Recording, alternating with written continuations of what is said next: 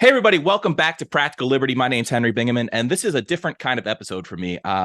Typically, I stick to the practical side of liberty and eschew the politics. It's never really been my forte, but I had the chance to talk to one of the premier libertarian candidates, Joshua Smith, so I couldn't pass that up. Josh, thanks for coming on, man.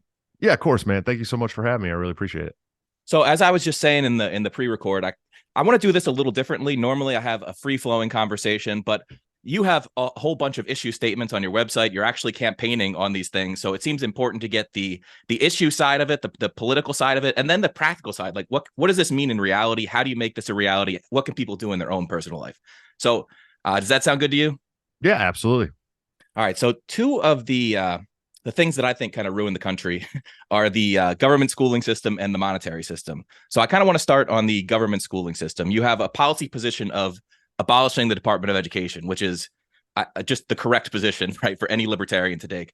But it doesn't really do much about the public schooling system, right? That just kicks it back down to the states. Then you have the teachers' unions. You have like the book publishing monopoly.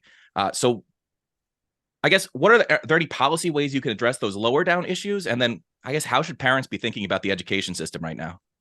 Sure, and there's so many answers to this question, right? Like, of course, the staunch libertarian position is we need to do away with the Department of Education entirely, and then you can take over your local school board.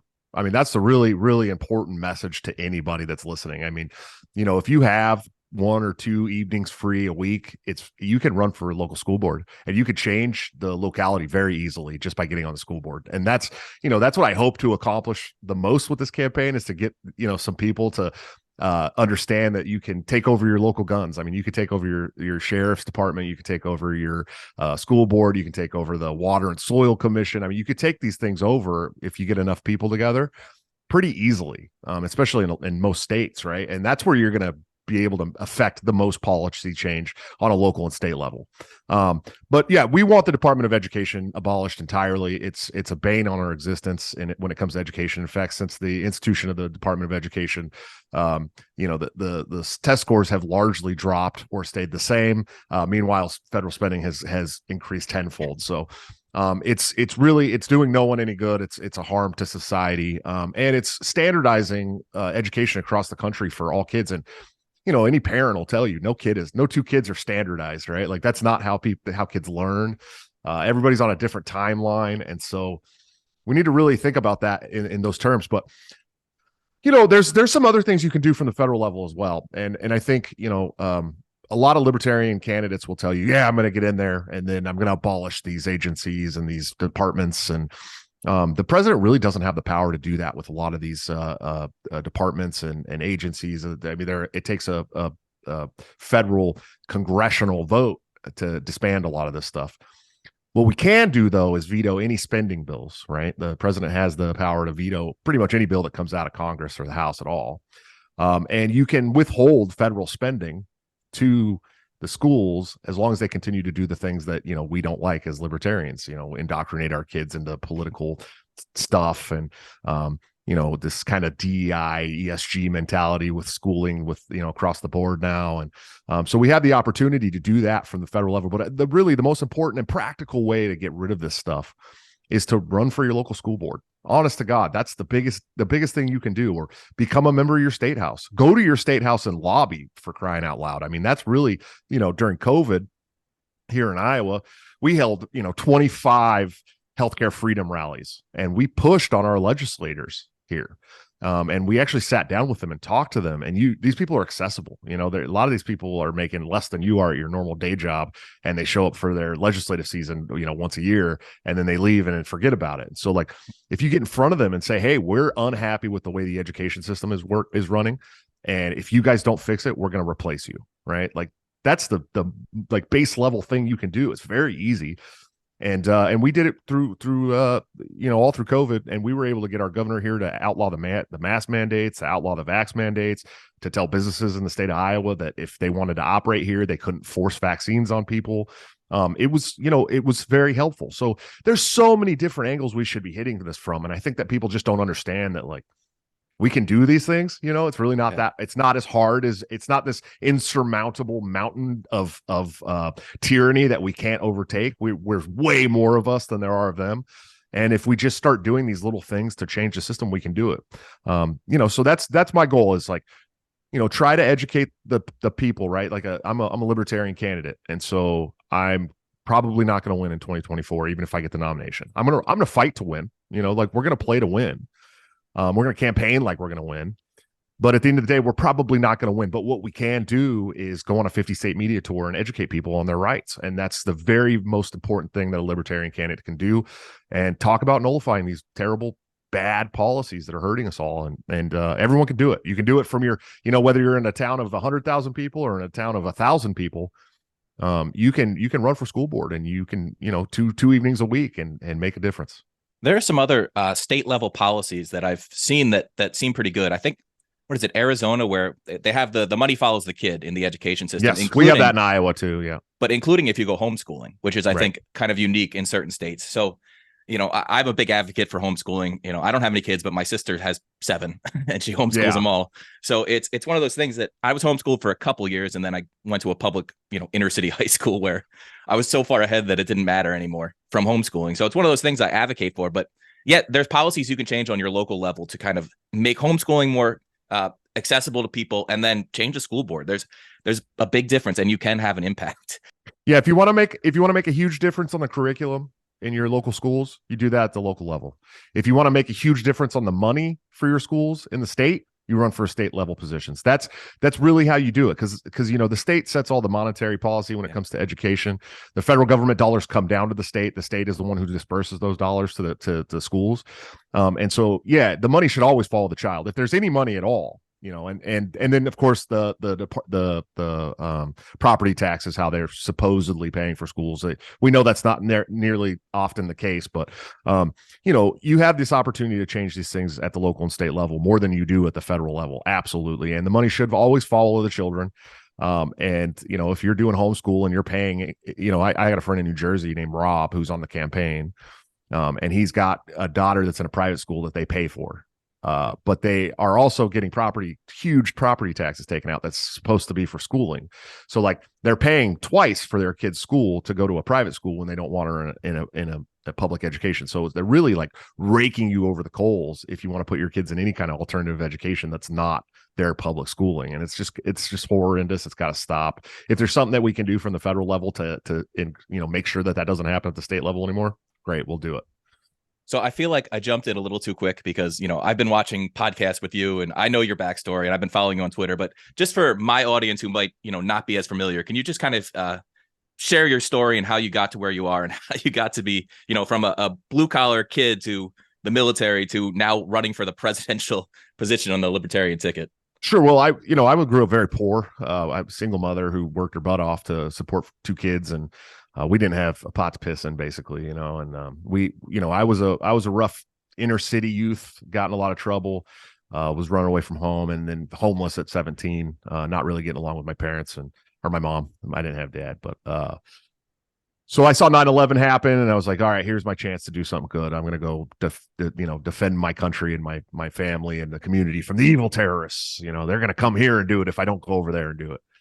And so I joined the Navy because I didn't really want to go like on a ground war. I mean, honestly, who does, but George Bush declared war while I was sitting in the middle of the Persian Gulf. And, it was like the Iraq war was terrible. Lots of innocent people died. And we were a big part of the shock and awe campaign, which dropped 100 million tons of ordnance on Baghdad. And I remember, these huge rolls of leaflets that were, everyone's talking about these in Palestine and Israel now. Oh, well, they warned them with these leaflets. We had those too, and we dropped them all over Baghdad before we leveled the city, right? And still, thousands of kids died, thousands of innocent people died, family pets. People get up every morning, put their boots on. It's just like any other big city. They put their boots on, they go to work. And they have this normal life. And now the American foreign policy, which is one of the most evil and terrible in the world, is leveling their city that they love. And I just started really thinking about that, like in terms of like, what if this happened to me as a kid? What if this happened to where I'm from? How would I feel? I'd be an extremist too. I'd hate Americans too, and so, I was just a young kid, 18, 19 years old at the time, but that really stuck with me. And so when we got back and I got out in 2005, I was done with the military industrial complex and the Republican Party. The Republican Party was the party of Bush and McCain. especially at this point. I'd say it's worse now, and people just don't realize it because they're telling you they're not. But I couldn't find a home in the Republican Party because they weren't anti-war, and I wanted to be anti-war. I figured if you're going to have conservative values, right? Conservative means we're not going to spend a ton of money fighting wars we don't belong in. And then I found Ron Paul in 2007, and he spoke to me. I mean, he spoke to my soul. Everything that I felt and everything that I wanted in society. He was talking about ending the Federal Reserve. He was talking about ending these foreign entanglements and the wars, and just kind of giving the power back to the people, which I thought was really important. I live in this country that these people died to create. They fought off the greatest empire in the world at the time in Britain to ensure that we had these rights enshrined in just our Constitution and our everyday life. And I didn't feel like we were living up to their wants and principles. And so I got on the greatest statesman of my lifetime's campaign in 2008. I worked very hard, but I watched the way the Republicans treated Ron Paul and his supporters. They were arresting them at caucuses and in Louisiana and such. It was really bad. Locking them out of buildings, changing the national convention rules, a lot of crazy stuff. And I just realized that the Republican Party had completely left me, and my ideas were never going to be welcome there, no matter how hard we fought, no matter how much grassroots campaign we put together, and no matter how much money we raised. It was like this deeply entrenched corruption that you cannot overcome, no matter how cool you think you are by joining the GOP and trying to change it from the inside. You've got a better chance of changing the NYPD from the inside. And this is millions and billions of dollars, to continue to fight to keep this corrupt, enshrined way of life in the GOP. So I joined the Libertarian Party in 2010. Worked on Ron Paul's campaign again in 2012. I didn't like Gary Johnson the first time, and then in 2016, I worked for the Gary Johnson campaign. I mean, I didn't actually work. I wasn't like a professional campaigner for him, but I campaigned for him. That was before I knew anything about Bill Weld and all that stuff. And then I wasn't going to be a part of the Trump and Hillary Clinton shit show. I just wasn't going to do it. Yeah. And but I was let down by Gary, and especially Bill Weld. I think being a board member of CFR and some other things were really terrible. And of course, he famously endorsed Hillary Clinton on national news. Embarrassing. Yeah, he embarrassed us all. All these people who want these ideas to be mainstream. We finally have someone going mainstream, and he's talking about how great of a person Hillary Clinton is. So I was really, really let down, but I still like the Libertarian Party. I was like, you know what? I'm just going to try to change the Libertarian Party. There's enough of us and not enough of those people to change this thing. And I actually liked Nick Sarwark at the time.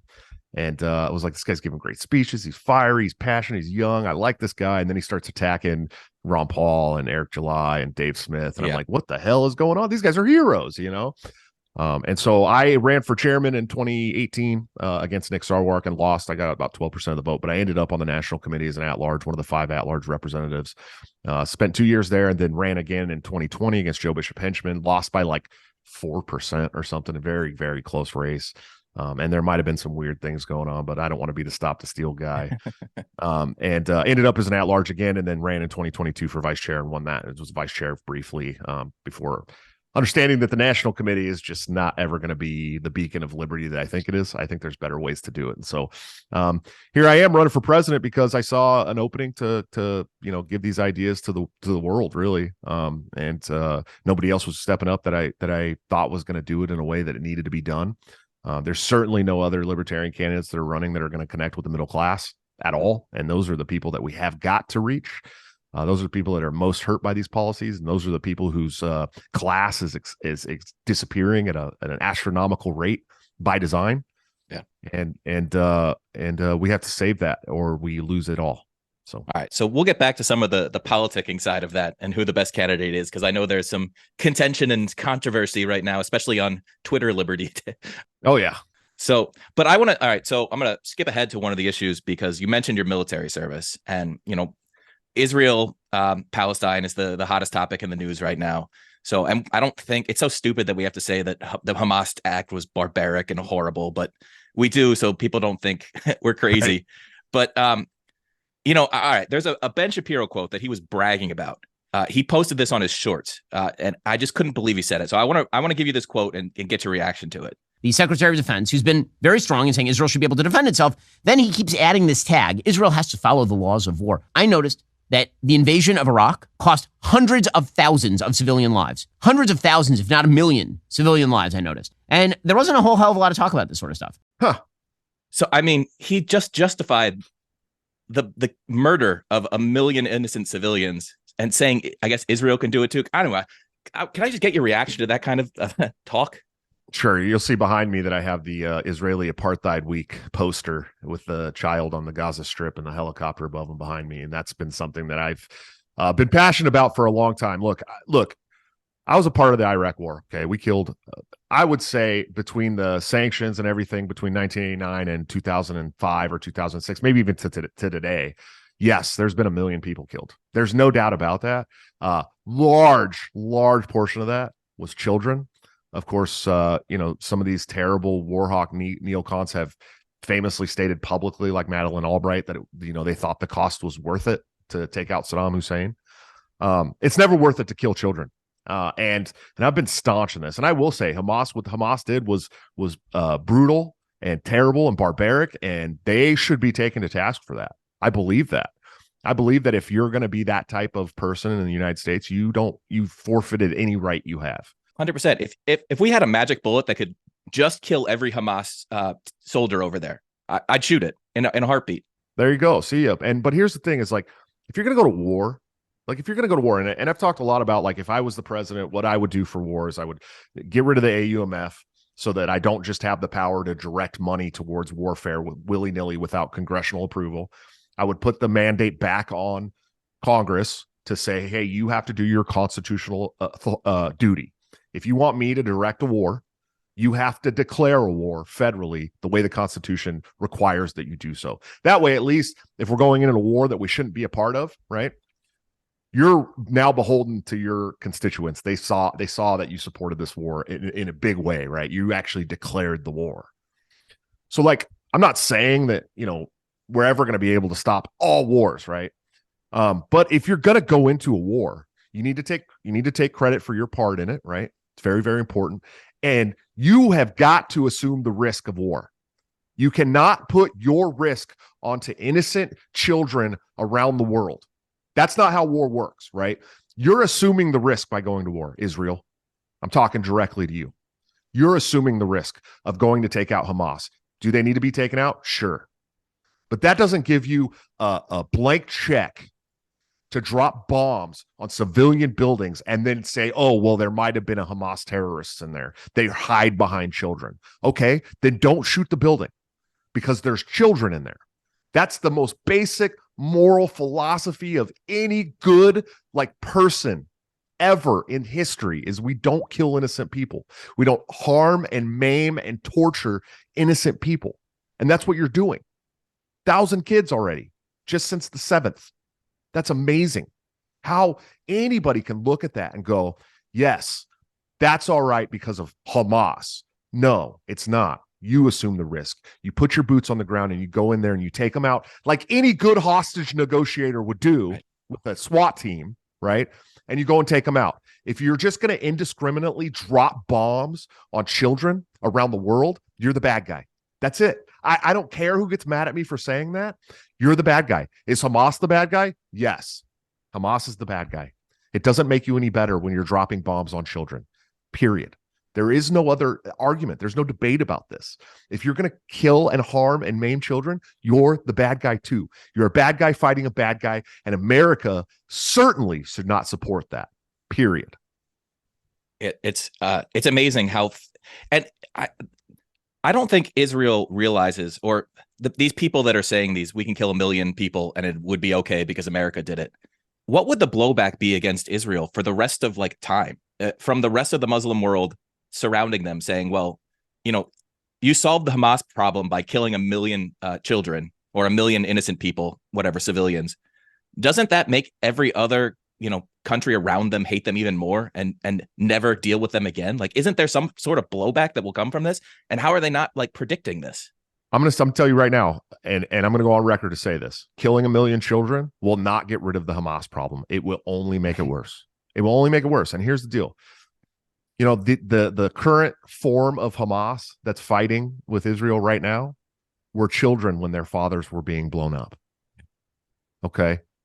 We are only far and away making these people more extreme. And now Iran's going to get involved. And, you know, maybe Jordan, maybe these other countries too, all around them. You know, we keep hearing this, oh, well, no other Arab nation will take Palestinians. That's not true. There's plenty. They're not allowed to leave. They haven't been allowed to leave for a long time. They have a freaking seawall they're not allowed to go past. Come on. You know what I mean? And like, so like Hamas is bad and brutal and barbaric. And I'll keep saying it. I don't mind, like, you know, denouncing Hamas. But if you want Hamas, go get Hamas, because you're killing a bunch of innocent people. You know, 12% of the Palestinians are Christian. They live in the West Bank and Gaza.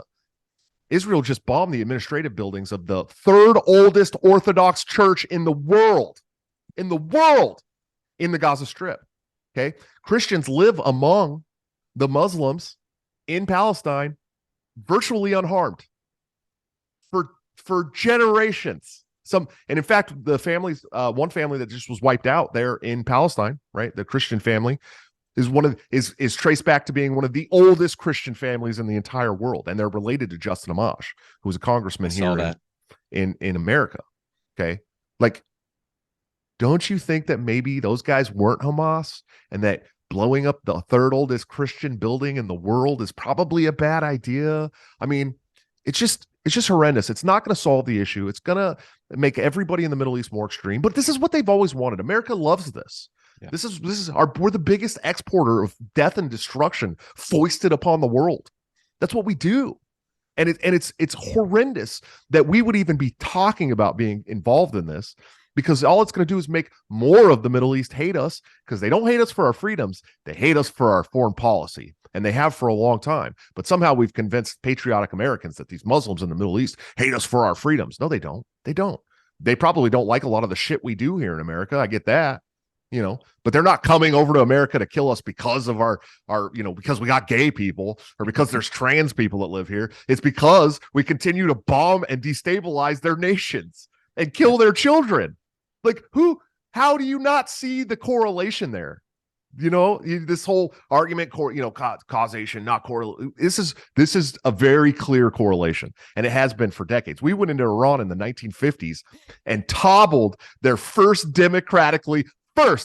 first democratically elected prime minister. We cooed him out of office in the 50s with Britain's MI6. You know why? Because they wanted to nationalize the oil, not give it to us for free anymore. That's it. Yeah. That's all it took for us to go in and destabilize and topple an entire regime in Iran and reinstall the Shah so we can continue to steal oil from them. That's it. That's all it took. We will literally kill people. America will kill people over resources all around the world. And you think that because we got gays in America, that's why they hate us? Yeah. No, absolutely not. It's kind of amusing, the level of self-delusion that we have in this country about.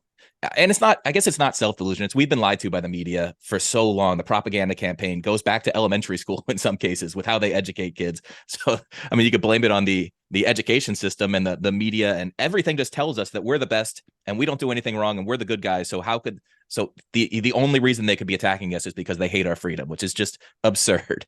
Doesn't matter to them at all. They don't care about the West. They want to live there. They're happy to live their Sharia law-based Muslim theocratic life. That's what they like. They enjoy that. That's who they are. That's part of their religion. But they don't want to come over here to the West and deal with our, you know, social bullshit. They don't hate us for it. They hate us because we continue to kill their parents and their kids and their sisters and brothers and cousins and whole entire bloodlines. They hate you for that. Stop it. Yeah. It's not that hard. And I'll say one more thing before we move on. I had a buddy who worked at the Pentagon, you know, a long time ago. And he told me they used to get these morning briefings, right? These briefings that they'd go through. They'd have their information would actually come from the Hill. It would actually come from the journalist outlet there in Washington, D.C. They'd take that over and they'd brief over stuff that they got from the news network. And all I could think is like, holy crap, like the greatest intel system in the entire world is taking their marching orders from the journalists and it put a lot of things into perspective for me. But like when you start thinking about the way the government operates and how they always push these crazy social issues on even on their military, and I'm like, they're taking it directly from the journalists. This is crazy. It's really insane to think about. I mean, if you've ever watched Curtis Yarvin talk about the concept of the cathedral, where the universities set this academic, they do the research that informs the journalists, and the journalists are really wagging the controlling the government. Yeah, exactly. They're wagging the dog.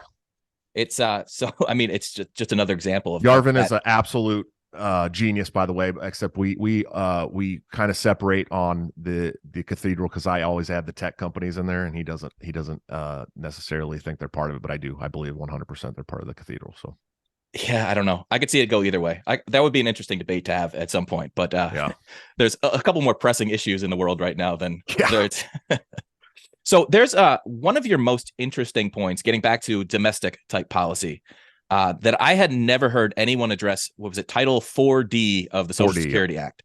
So I actually went and looked it up. And so Title 4 is it grants the state. So Title 4 of the Social Security Act is part of the welfare programs, grants to the states for aid and services to needy families with children and for child welfare services. And then Part D is child support. So what is it? I tried to read this. It's a hard read. Yeah, it's impossible. So what is it specifically about that section that has you including it in one of your top 12 issues? So so Gerald Ford signed 4D into law in 1975. Okay. And essentially what it does, and this is the very basic layman's terms, and they don't lay it out this way for you because they don't want you to understand that this is what it does, but this is what it does. The federal government, for every 66 cents that a state spends on child welfare programs in line with the family law system. So like child support enforcement, arresting a father who's a delinquent on child support. If the state's giving funds to the mother and the child, then they collect that money from the father, right? This is how this works. So for every 66 cents that a state spends on those programs, the federal government gives them $1. So we're paying the state to enforce these things, right? And since 1975, when this was enacted, fatherless homes have tenfolded. I mean, way more than tenfolded, right? And there's like these undeniable statistics in America that surround this. Okay, since 1975, 92% of mass shooters come from a fatherless home.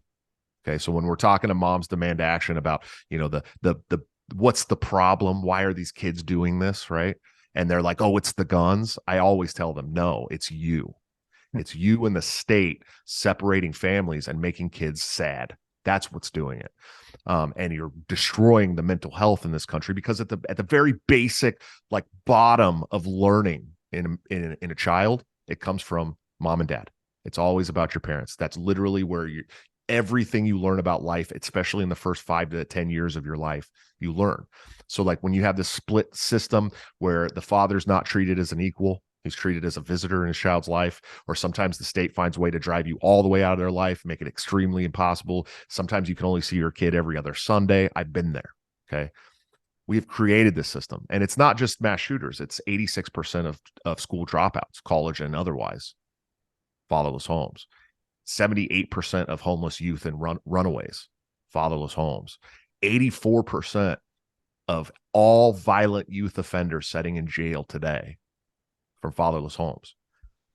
We have bred an entire society, an entire generation in our society to act violently because they don't have a father in their home, right? And I talk mainly about fathers, right? And people are like, oh, you're a men's rights activist or whatever. Yeah, kind of. Sure. Okay. But the problem is that in family law cases in America, when you look at who gets treated like the visitor in their child's life, 96.7% of the time, it's the father that is dragged from the home, kicking and screaming, away from their children, and told, you are now a visitor. You will pay her and pay to take care of yourself as well, and pay her to live her life with your child on a daily basis. And you can only see your kid every other Sunday, and then you'll have overnights next year, and you can have them, one night a week or whatever. And that's not how families work, And so we've incentivized the states to separate families because they get paid for it. Okay. And anybody who knows anything about the state knows that the second you tell them you'll pay them to do something, they're going to do it tenfold, right? They're going to do it as hard as they can because they want to keep that budget. But even worse than that, we've incentivized the state paying women to separate families. So it's like this huge, like, situation, and it just goes back and forth and back and forth and back and forth. And it's the federal government paying the state and the state paying the mom, and the federal government paying the state and the state paying the mom. And it's just like a cycle that has destroyed the family in the United States, to the point of where people don't even know what's destroying the family in the United States anymore. They're like, oh, it's the drug war. Oh, it's this. Oh, it's that. No, it's Title 4D of the Social Security Act. And it was designed, in my opinion, like all other welfare programs, to make people more dependent on the state. That's literally what the state does, right? Like this, the whole purpose of central planning in the state is to grow their power and grow the dependency on them so they can continue to grow their power. It's the big cycle too, right? And this was just like one of the biggest like failures of a program in America, to the point of where like 1 in 4 kids lives in a fatherless home now. 1 in 4 kids. And when I talk about this, sometimes, women, especially single mothers, right? They get mad at me. Oh, how am I going to take care of my kids? I don't know, get a job. You know what I mean? You decided to split up from the dad, and then you wanted to take all of the responsibility except for the financial responsibility, right? So like, that's not how co-parenting, peaceful parenting works. This is not how equal parenting works. You have decided you want your child 6 days a week, and you only want him to have him 1 day a week. He doesn't have to take care of himself and you, unless you split 50-50. Split 50-50. This is how it's supposed to be. I'm not telling you have to stay with a man you don't love. I'm saying that your child should have both of his parents anytime he needs them, 50% of the time minimum, right? And so like, this has just destroyed America, really terribly. And it's, where do you learn your values and morals at when you're a child? It's from your parents, right? How do you learn how to work on the car? It's from your dad. How do you learn how to play sports? Typically, it's from your dad. I taught my 2-year-old how to play basketball. These are normal things that kids have to do to be developed, and it's not happening because we split up families. And so I'm just sick of seeing it happening. People get really mad at me when I talk about it, but it's, at the end of the day, it's not about you and your ego when family law comes into place. It's about the child. And I think we forgot about that. Right now, to the state, it's about making money, and to the parents, it's about ego. But that's not, at the end of the day, who's important in any of this. It's at all. It's the child, period. And so like, I could see some cases where maybe like a dad is a deadbeat, but you're never, ever, ever, ever going to convince me as a father of 6 kids that 1 in 4 dads is bad. I'm sorry. That's not how it works. Okay. Maybe 1 in 1,000, maybe 1 in 100. I don't know, but it's certainly not 1 in 4. Yet 1 in 4 children live in a fatherless home. It's terrible. I would say there's probably 1 in 100 dads that are terrible. Like there's abusive people, there's drug addicts, alcoholics. There's a lot of reasons to not have a dad in a child's life, but not for 90+% of the cases, let's say, to be generous. Yeah, that's yeah. I mean, that's probably pushing a little bit, but yeah, I'm serious. You will never, as a father, push me to believe that 1 in 4 fathers is bad. Sorry, you never will. So I have an audience of, it's a lot of 20 and 30 somethings that are single. They're looking at this market going like, yeah, I'd like to have kids someday, but these, I don't want to get married. I see all these people, I've been divorced. It's terrible. It's a painful situation. As a man, you feel out of control of it. And a lot of younger guys are looking at all these, they have YouTube, they have access to these stories. What do you tell young men right now? Just in general, like they want to form a family, but it seems so dangerous. Like, what's your practical advice to young guys out there and young women out there that are looking to get into this, because we need more kids. We're in a demographic crisis in this country. If we don't start having more kids, we're going to be, it's not just economic problems, it's everything, right? So what do we tell young people today looking to form families? Yeah, it sucks because we're economically we're headed towards Venezuela, and birth rates were headed towards Japan, right? So like it's getting pretty rough out there. Look, I have so many friends who were like, we're just going to wait to have kids because we just can't afford it in today's market. I'm just going to, you can't do that. You got to stop doing that, man. Like, I know people are like, oh, we can't have kids till we're ready. We'll give our kids a bad life. No, you won't. No, you won't. At the end of the day, look, as a father of 6 who subsists on my payroll alone, okay, in an economy that is absolutely dying. And some days I want to pull my hair out. Some days it's very hard. Some days I'm very stressed out. But that's your job as a father, to be stressed out. That's how it works. And I'll tell you, my kids, I can buy them the nicest $500 video game system, right? And they're going to love me for like 3 days. And they're going to be so stoked and so excited. And then they're going to forget that I gave them that video game system. But, last Friday, I took all my kids out to the local football game, and we got hot dogs and Dr. Peppers, okay? And we watched a football game, and I explained football to them, and we ran around on the football field after the game. And, several weeks later, those little kids are still talking about that. It was the greatest night of their lives. They had an absolute blast, right? Like, you don't have to be financially killing it, man, to like put a family together. That's not how this works. Like, you're supposed to struggle together. That's what makes your family strong, right? So like, stop waiting until you're financially ready and just have a family. If you love that girl, marry her. If you marry her, have a kid with her. I guarantee you at some point she's going to want to have a kid too. It's how it works. Or maybe not all women are like my 5-foot Italian wife who wants a kid every year. But I will say that, like, it's very, very important, A, that we get the birth rates up, but B, that you're happy, man. And I'm telling you, like, I couldn't imagine something that's scarier to me than being a 70-year-old man and looking back on my life and thinking I never left a legacy on anything, right? And like, you can't have a better legacy than having children. You can't. Those are your legacy. Those are the people who are going to carry your family name. And like, man, just do it. I do a show called Break the Cycle with Joshua Smith. It's semi-popular. It's not huge, but I have 2 co-hosts, and me and AJ, we're old guys. We're in our 40s, right? And we both have a family and kids, and we've been through the struggle, and we were the ones who get to laugh about all the funny stuff that got us to where we are, and all the cool like adventures we had to go on because we didn't have a lot of money. Well, Ryan's 27. And his wife is only like 23 or 22. They're very young, and she just got out of college. And when he got on the show, he's like, yeah, we're going to wait until her college debt is paid off to have children. I'm like, look, dude, if you just continue to push it back, you're never going to do it. It's just how it works. You know what I mean? Like, you guys are supposed to struggle. That's literally part of raising a family and becoming who you are. You start out in a shitty little apartment, right? And you're having a lot of hamburger and bread, right? Like, this is how it works. And then 10 years down the line with your 10-year-old kid, you live in the nice big house, you got everything you want. You laugh about that stuff because it's what made you stronger as a family. And he kept thinking about it, then we just started bullying the guy, right? Like, you're being a wuss, right? And he finally comes in one day, he's like, hey, just gotta let you guys know she's pregnant. I'm like, yes, like, we bullied you into procreation. I love it. But it's true. Look, the economy is going to ebb and flow. And I do believe that, I want to be the responsible guy that tells you, like, the housing, like the same thing I tell the housing people who want to buy a house right now, like, hey, just give it a year, man. It's going to come back down. We're about to see a monumental crash. So just wait till then and have a family. But like, no, I won't ever do that when it comes to family, because there's nothing better in the entire world than having a family to come home to every day, even when you're struggling. In fact, it's better when you're struggling because you have people that know what you're going through and are there for you. And so I say, do it, man. Don't wait.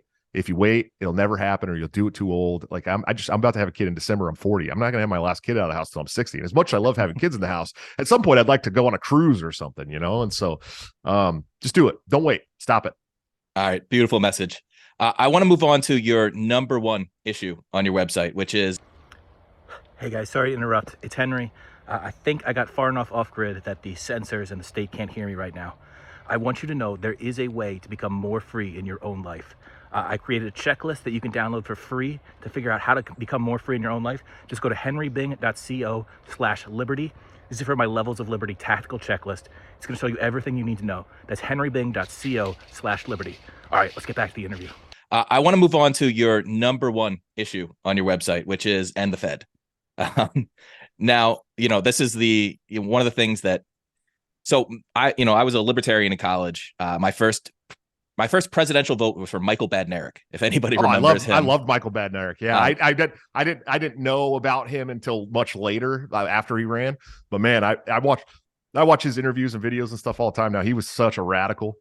Yeah, he was great. I saw him talk on my campus. He was going around. I loved him. And then, of course, 2008 was the Ron Paul moment that lit the world on fire. And actually, it made me cynical more on politics because how he was treated and that message was just stuffed down so hard. It really kind of broke me. But Ron Paul became such a messenger. Like, he converted so many people with end the wars and end the Fed, right? So how do you actually, you can't really just end the Fed, right? So Right. we did a 3 hours. I was listening to your 3 hour Bitcoin space the other day, and one of the things you said was you just appoint Ron Paul as chairman of the Fed, which is as good as ending it, because you're sabotaging it from the inside. But can you kind of talk about, I guess, your position on the Fed, what you would actually do, and what the messaging should be to like continue that end the Fed momentum that Ron Paul started back in the day? Sure. And it's so funny because like the Federal Reserve, and when you talk about the Federal Reserve and when people get into like the intrinsic, like little tiny parts of the Federal Reserve, it's so boring. Nobody cares. Nobody even understands the Federal Reserve, and like trying to educate them in like a, like maybe a Michael Rectenwald way or something, it can be so boring, right? But like somehow Ron Paul was able to make it exciting to people just by chanting in the Fed, right? But we're kind of going through that same '08 like cycle again. This is the time to talk about this stuff, right? People are like looking at trying to buy a house and they're going, 8%. Holy crap. Like, how are we ever going to overcome this? How did it get this high? Well, the Federal Reserve arbitrarily sets those rates to try and bring down the inflation, right? But we know that that's not how this works. The economy is supposed to be like deflationary in general, right? We were on our way to having a society where people retired at 50 years old, and then the Federal Reserve and the central control of the money has like put us in a situation where they have to continue to use this giant counterfeiting machine to, steal from us through a tax called inflation, right? But like nobody understands that. But we're propping up the warfare state with inflation right now. Essentially, really, that's what we're doing. At the very basic like understanding, that's what it is. We're propping up the warfare state, the military-industrial complex, using the Federal Reserve. And that was what Ron Paul was so good at, because those were his two big issues, right? Those were the two issues that he was able to like say, hey, look, this thing that got a federal charter in 1913 that has actually not a part of the federal government is actually helping to cause this war stuff that you guys hate so much. And he was able to say, come out with the baseball bat and say, in the Fed, right? But the president doesn't have the power to end the Fed. Unfortunately, it takes an act of Congress. Congress is the one who passed the charter in 1913. And, if I had the opportunity, if I had the power anytime in my life to get my hands on that charter and rip it up, it'd be ripped up. It'd be gone there. And it'd be a lot of blood, and people would be really mad at me and probably try to take me out. CIA or the Rothschilds or whoever other central banking people out there probably try and take me out. I get that. But it's hurting everybody, right? Like it's hurting, but the middle class especially. And I talk about this a lot. Like we're gonna be at a place soon where we're taking a bag full of like $6,000 down to the grocery store to buy a couple of groceries. Like that's what the Federal Reserve is creating for you. And so as a president, I would, first of all, and this isn't all new to me, I've been working with a policy team, but I found out that the president can actually direct the Treasury to tell the Treasury not to take any more money from the Federal Reserve and some other things too that I got to like get on bullet points. But so that's a whole nother angle that I wasn't aware of that the president can do. But you do appoint the chair of the Federal Reserve, and whether it's somebody like Bob Murphy or it is Ron Paul or Rand Paul even, I would not put anyone in there that I didn't think was going to go in there and start tearing the walls down. And that's, it's real life. It might be reality thinking we're going to get a libertarian in there. But here's the other thing too, and we're always going to come back to this nullification thing, right? You have the right as a statesman in your country, in your state, or even your locality through the 10th Amendment to nullify anything that's unconstitutional. And let me tell you, most of the monetary policy in the United States, it's unconstitutional, right? And so, this is another one of those things where I really would like to go out and tell people like about the dangers of central planning and about the dangers of, the Federal Reserve and inflation and the warfare state being propped up by this tax. I always call it a tax, and I know it's not considered a tax, but inflation is a tax on the middle class. I mean, really, at the end of the day.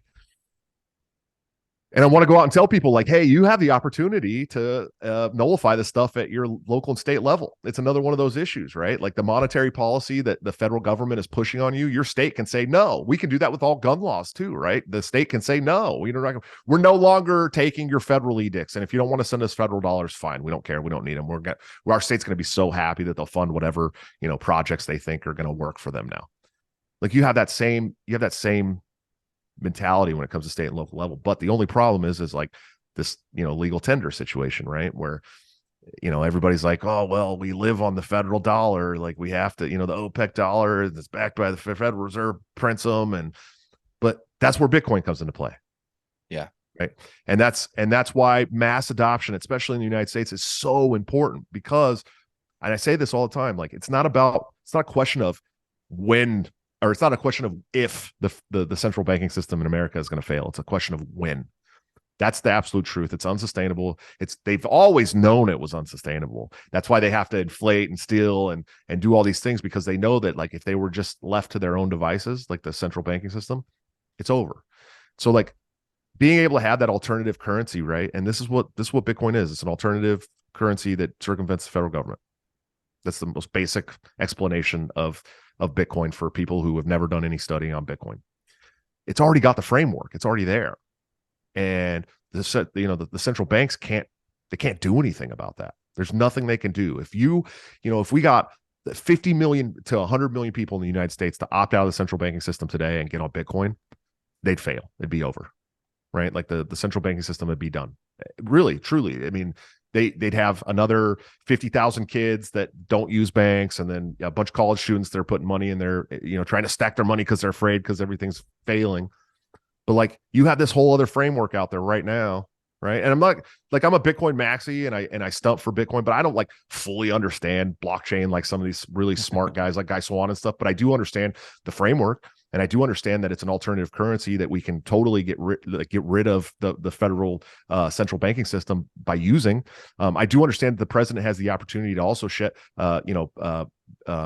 set the chair of the SEC and the CFTA and these other agencies that try to regulate this stuff. I do understand that the president can go to, the IRS and say, hey, you're not allowed to use chain analysis anymore to track, do these federal tracing on Bitcoin transactions. So like, those are the things that I would do and I would promise on my part, but you don't have to wait for me. You can just take part in it now and just get out of the system. And I hope more people see that. And I think, this dream of mass adoption is definitely attainable now, especially now when we're seeing Bitcoin commercials on the Super Bowl, and you know what I mean? Like it's totally viable. It's like a totally viable dream to have. And I think we'll get there. And I sure hope it's sooner than later.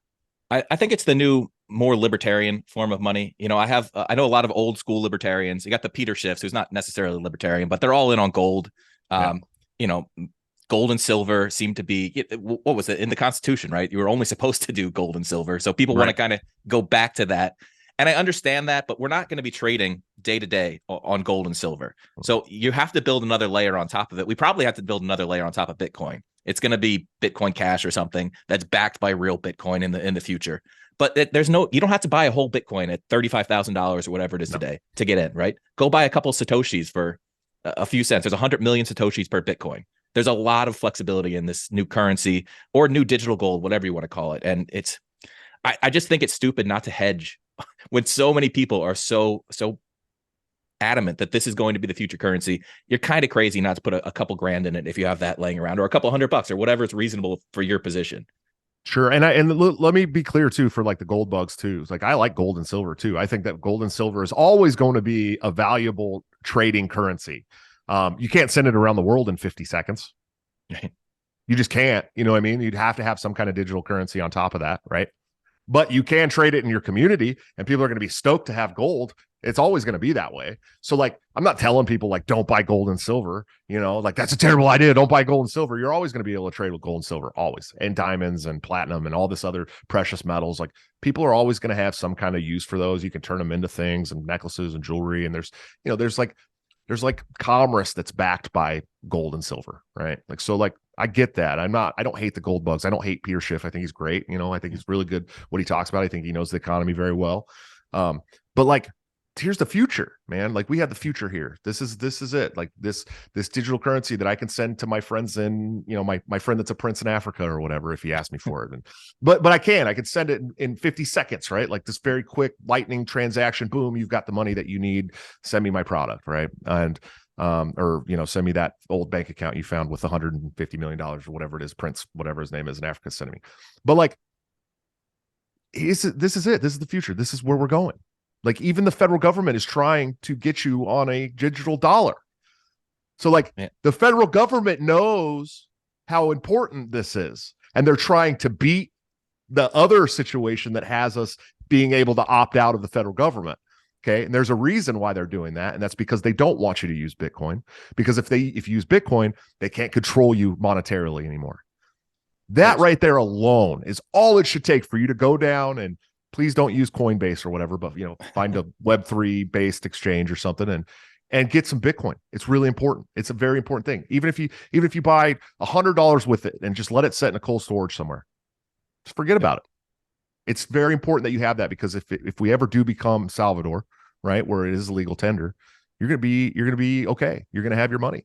Well, and I think El Salvador is an interesting case because Jethro, who hosted that 3-hour Bitcoin space and brought a lot of interesting Bitcoiners together, he lives in El Salvador entirely on Bitcoin. Now, he's the maxi of the maxis in Bitcoin. Like, he sold all his stuff, put it all his money in Bitcoin, and moved to El Salvador. I'm not saying you have to do that, although kudos to him, because that's kind of awesome. Michael Saylor would tell you to do that for sure. Yeah, but like there's real world case studies right now being built. El Salvador is one of them. There's some other communities around the world that are living entirely on Bitcoin, proving it's a viable system. So I don't know. I'm scared for people that miss the train on this. I think South America is just like an amazing experiment in general right now. What's going on down there? So these people have lived under like socialist, like tyranny rule for decades. All of them, every country down there, right? And we see Salvador vote somebody in who's like more freedom based, more capitalistic, and then they make the Bitcoin the legal tender.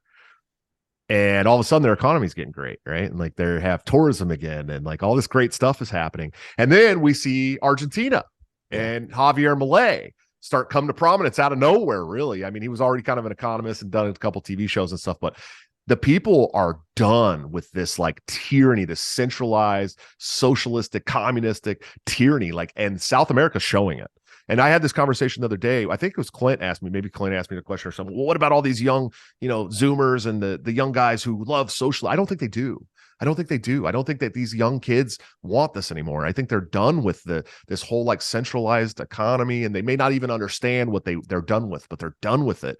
And we see it so much with all these fights online. Like all these like progressives in America are like, minimum of 40 years old or older. They're all middle-aged. They have to go out and like pay like Henry, whatever his name is, to like go and be a socialist online. He has to get paid to do that. You know what I mean?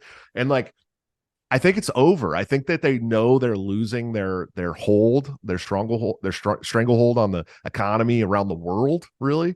And I think that's the WEF is like, I think that's why they've just started saying everything out loud, because they're kind of in scramble mode. Like, we're going to lose our globalist agenda, because South America's proven right now that you can be a liberty-based candidate and win, right? Or at least get close to winning. You can make this decentralized currency that circumvents the federal government legal tender. You can do these things, and they work. And so like now we're at a precipice of like, hey man, this stuff that we've all been worried about is coming true, on both sides of it. Because we're like, oh yeah, here I told you about the Federal Reserve and the wars and all this stuff. And on the other side, they're like, oh man, these guys are actually going to start fighting back. And we have to be that generation that ends the cycle, breaks the cycle. I know I said that with my sign right behind me, but I mean it. Like, we have to be the generation that breaks the cycle, and we have that opportunity. And we're young, hardworking, blue collar people. This generation, especially my generation, is like one of the last that didn't really get to work in the office. And we're sick of it, and we have to use what voice we have to push back on it. And I think that South America is a great experiment right now to watch. Everyone should be watching. There's a lot of exciting things going on down south of our border. Even Mexico has a lot more. Their economy's growing. They have a lot more, there's a cartel versus government problem, but it means that mostly people get left alone, and they like the free market. They like working hard. Mexico is the hardest working country in the world just by hours worked. And their economy's booming. Like, this country hasn't seen since like the 1950s, 60s. So there are experiments in freedom going on all around the world that people are getting excited about. And, there's actually more. I know people are worried about our southern border for good reason, but the people crossing over aren't actually native Mexicans. The net immigration is going U.S. to Mexico. So, right. I mean, and people are starting to opt out of the system. So yes. And honestly, if libertarians are by far the biggest third party, right? And so if all these Zoomers and young people are supposed to be so progressive, why isn't there a huge progressive movement swelling up, right? There's millions and millions of them. Where's their party? Done. Why are they voting for the Democrats? Progressives they're falling apart. And the Democrat Party is falling apart. And the Republicans are falling apart now too. They're fighting each other in Congress right now. Yeah. You know, and I always look at it this way, like it's all a dog and pony show at the end of the day with those two parties anyways. Like, just think about it this way. This is how I try to get people to kind of break out of the mold. Every single bad policy that's ever been enacted in your lifetime, every single one, has always found bipartisan support. Okay. Every single one of them. Yeah. None of them would have got through the House and the Senate without bipartisan support. That's how it works in this two-party system. So while they're fighting each other over the Speaker of the House, right, or they're fighting over each other over, you know, a spending bill, they're passing everything else behind them. And those same people that you think are your heroes have passed some of the worst stuff you can possibly imagine, unless maybe it's like Thomas Massey, right? So, like, why are we still using this system? If, like, they haven't enriched your life and they continue to do the things you hate, why do you think they're your friends? Just because they're red and they got the R next to their name? Like, that doesn't make any sense to me at all, right? And like anybody with a logical thinking brain would go and look at the policy and the votes of these people and go, hey, these people are terrible. And I've said this a bunch of times too. I've worked in politics since 08. I've traveled, you know, I think after November, I will have been all 50 states in the whole country over the last 6 years, traveling for politics and stuff. And I've met a lot of politicians, like at federal, state, local levels, all over. And I'll tell you, especially from the old parties, but even some of my party's people, right? Like 90% of the people I've met in politics are just absolutely terrible people. And you're voting for these people. I mean, it's basically a giant cabal of like corrupt pedophiles that are governing the United States. And you keep voting for these people, even with like evidence of their terrible like misdoings, right? You're still voting for these people. And it doesn't make any sense to me. Like, either opt out of the voting system entirely or vote for somebody like, you know, like me or somebody like me who's a blue collar working class person that like will definitely level the ATF building and build a dog park, right? Like, because I want to do those things. And I, you know, I'm not just some politician trying to make $400,000 a year. I actually want to do these things because they've hurt my life and they've hurt my community's life and they've hurt the life of my children. And I want them changed. So it's not about, I have no big corporate donors. I have no big corporate backers. I'm trying to get the Bitcoin community to back me, because I think that's one of the greatest, like, as far as financially, like you could, if I had, you know, 7,000 like grassroots, like unique individual Bitcoin donors, like, I'd be the greatest thing ever in the world to me. You know, I also, I mean, that would be like, that's a movement that I'd be happy to help lead. If I had the, you know, like Ron Paul, the biggest individual unique donors of active duty and veteran military, like, that's something that will make me proud to be leading this movement. And so, you know, I don't care about the corporate interests. I don't care about like Apple and IBM and you know, Amazon and all these. Don't like, you don't have to send me money if you don't want to. I don't need your money. Like, I'd much rather have a movement of the people for the people. So, all right, the last topic I want to talk about, because we're talking politics now, is you and Dr. Michael Rechtenwald have been not seeing eye to eye very recently. To me, it feels like there's two good candidates, either of which I would happily put up on the stage as the Libertarian candidate, which has not been true with Joe Jorgensen or, you know, sure, the past few, let's say, candidates. And yet you guys are going at each other. It's like, I see my friends fighting and I'm like, I want it to stop. I want everybody to get along. Can't we all just get along?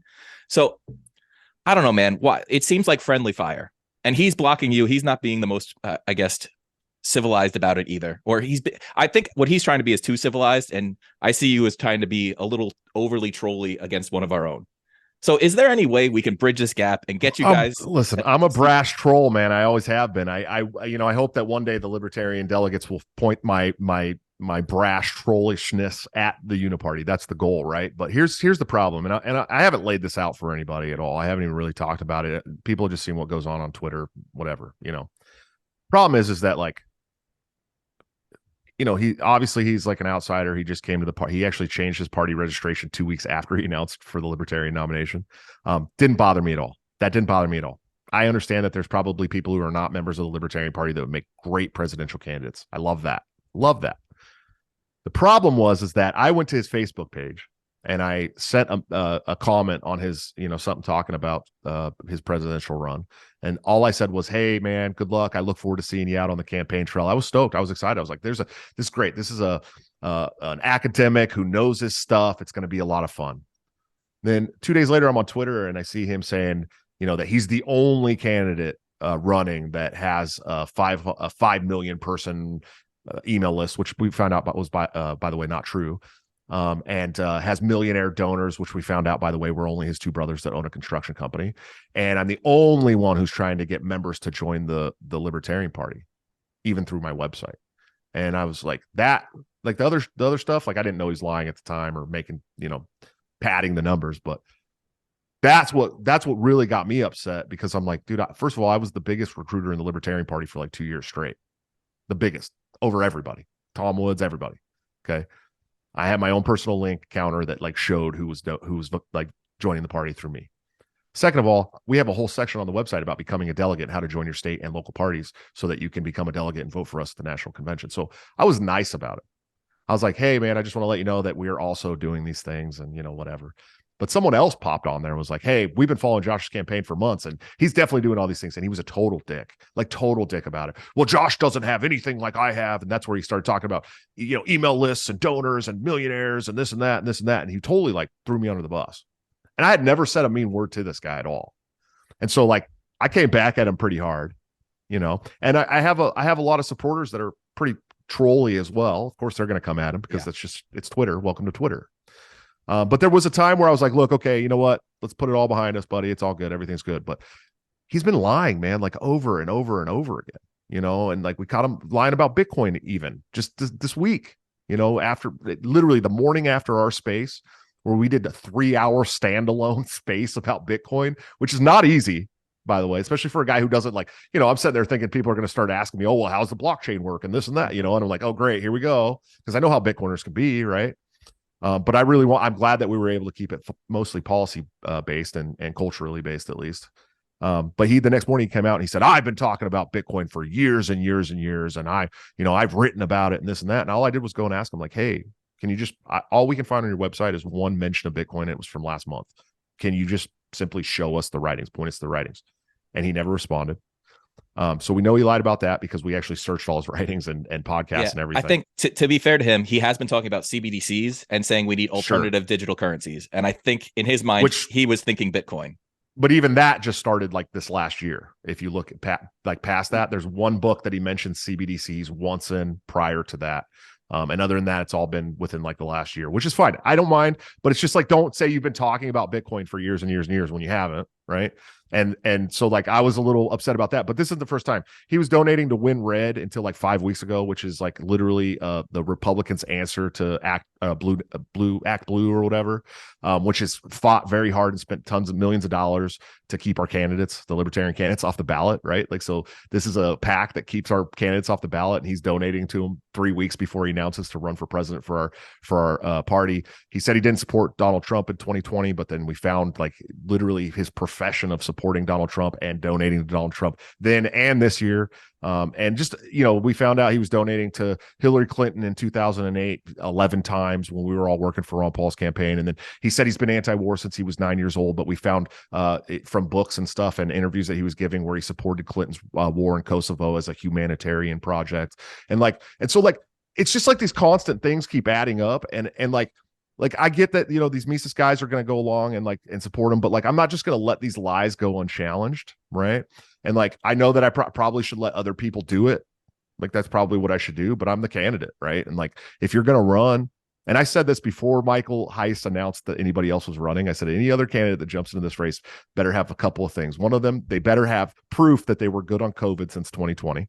Okay, because I'm going to go hard at him on it. I don't care, right? Like, this is one of the most important tyrannical things of our generation. And if you're not good on that stuff, don't run. Period. I don't want to hear you go up there and say that oh yeah, well, I put a mask on and I complied with all this stuff. And I told other people they should comply too, but I wasn't telling them they had to or anything. Like, I don't do it because I'm going to go hard on you. And the other thing is that, you have to have been anti-war, like, and proudly anti-war. And I don't want to see someone that's going to come out here and start lying about things to try and get the nomination. That's what he did. And so like I know that the Mises guys like him, and that's fine. And I think he's really good what he does, you know, at certain things, but he's not like exciting. He's not overly exciting to anybody. Most, you know, if you go and look on like Dave Smith's podcast with him, like the 95% of the comments under there are bad. They're like, this guy's boring. Why are you putting this guy up? They're mad at Dave, you know? And it's so kind like, of funny because like since he's been in presidential mode, because you know, he's been on Tom Woods however many times. oh, sure. Yeah. And he went on Clint like a year and a half ago, something like that, a year ago. And Yeah. he was fire on that first episode with Clint. And I think he's putting his presidential hat on and he's trying to be too academic. Like, He's got to stop it. Yeah, he's got to bring that passion back. I just want it to be clear that I've also been on Tom Woods like 3 times. Okay. I've been on 2 times. We're all Tom Woods veterans here. No, but I you know, I really wanted to like Michael Rectenwald because I like his books are great. But man, it's just like this. It's Here's just the question. weird, like all this stuff, you know. He's going to get, you know, he's got a lot of big endorsements in the Libertarian Party that are going to go a long way. Maybe not as far as they think they're going to go, but if he gets like Ron Paul's endorsement, it's going to be hard to overcome. So if he ends up being the presidential Libertarian candidate, if he gets the nod in, what is it, DC, the convention this year, would you be his VP? Would you run with him? Would you support him? Like, how bad of a gap is this right now to you? Yeah, I wouldn't mind. And I've asked him about running VP too. You know, if this is you know what happens, would you be up for that too? And he said yeah. So I wouldn't have a problem with that. But me and him are gonna have to sit down and have like a serious face-to-face talk in private, away from everybody, and be like, yo, you've got to tell the truth. It's very, very important to me that you tell the truth.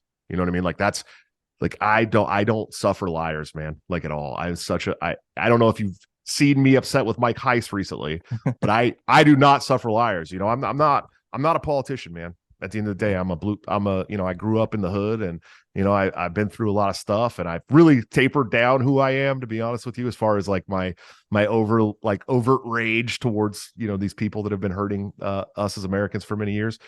But you know, at some point we're gonna have to sit down, and you're gonna have to like be like, okay, look, I obviously lied about these things, and I won't lie about them anymore because it's been proven. You know what I mean? And so, that's my biggest concern. Other than that, I think he's great. I think he's really good. I think, you know, I don't think he's exciting, and I certainly, he wouldn't hype me up to start a movement. You know what I mean? Like, so if he's at the top of the ticket, I do worry about the numbers of voters. I think he's going to be very, very good with like the Hoppe and philosophy guys, right? Like, I'm a Hoppe and philosophy guy myself. I enjoy Hoppe, right? But like outside of that, is that going to have a lot of mass, like major appeal to people outside of those circles? I don't think so.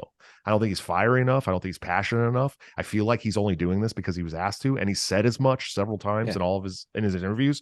Like, I'm doing this because I want to go out there and disrupt status quo. Like, that's why I'm doing this, right? Like, I don't care if anybody asks me to do it. I'm going to do it because I want to fight the state. And like, I show that with my passion and my anger and my rage at these people. And so like, he's got to find the fire if he's going to be at the head of the ticket. Whether he gets the nomination or not, he's got to find some fire for these ideals, man. It's very, very important. Well, I'm working with his campaign manager, try to find a time to bring him on. So I'll definitely put some of these questions to him too. Hey man, it's been a little over now. I really appreciate you doing this. What's the one ask you have for my audience? What can we do for you? Sure. So look, the most important thing is that we get help, right? Like, we're up against the financial juggernauts of the Republicans and Democrats. I know we're also fighting our own candidates to try and get the nomination. That's very important too. If you like what you hear, if you want a fiery, passionate, middle-class messenger that's going to go out and connect with the rest of the country, like, I'm the guy. And so we could use your help. And by help, there's several different things you can do. You can go to joshuasmith2024.com. You can donate to the campaign. It's very important.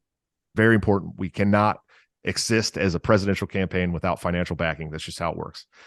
So please help us there. You can sign up to become a volunteer on the form there. There's a volunteer form, and we'll get you into a private Discord server that has like a really great campaign team, and you can do as much or as little as you want there. And we would love for you to become a delegate. There's a whole section on the website about how to become a delegate. If you sign up for the volunteer form, there's a delegate chat so we can organize delegates. So we're doing this very professionally. We got a really great organized channel for delegates, and people are going to be ready at their state conventions to become delegates for the national convention. That's where you can make the most difference politically ever in your entire life. But no, truthfully, like, your vote counts so much more there because our nominees are chosen by 1,100 people. right? So like your vote actually matters at these national conventions.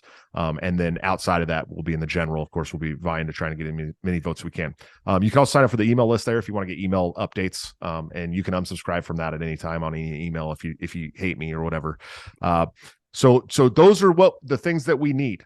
That's how we need to win. This is what we need to win these things. And we can't do it without your help. And I've said it a million times, like, I just want you guys to help point me at the Uniparty. This isn't really about me. This whole like movement is not about me. It's a movement. And whether I'm the figurehead or not, we've got to come together and start to push back on these things.